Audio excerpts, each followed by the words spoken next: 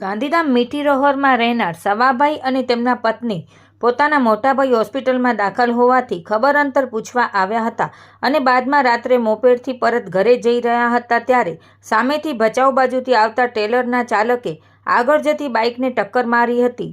બાદમાં ડિવાઈડર તોડીને સામેના ભાગે કંડલાથી ભચાઉ બાજુ જઈ રહેલા ગેસના ટેન્કર સાથે આ ટ્રેલર અથડાયું હતું। ગેસના ટેન્કરની બાજુમાંથી પસાર થનાર મોપેડને ટક્કર લાગી હતી, જેમાં મોપેડ ચાલક સવાભાઈને ગંભીર ઈજાઓ થતાં તેમનું મૃત્યુ થયું હતું। આ ત્રેવડા અકસ્માતમાં બાઇક ચાલક સંજય રામદેવ ચૌહાણને પણ ગંભીર ઈજાઓ પહોંચી હતી, તેમજ મોપેડ પર સવાર સવાભાઈના પત્ની, ટેન્કર ચાલક તથા ખુદ ટ્રેલર ચાલકને પણ ઈજાઓ પહોંચી છે। બનાવ અંગે આજરોજ પોલીસે ફરિયાદ નોંધી આગળની તપાસ હાથ ધરી છે। રિપોર્ટ ભારતી માખીજાણી, ગાંધીધામ।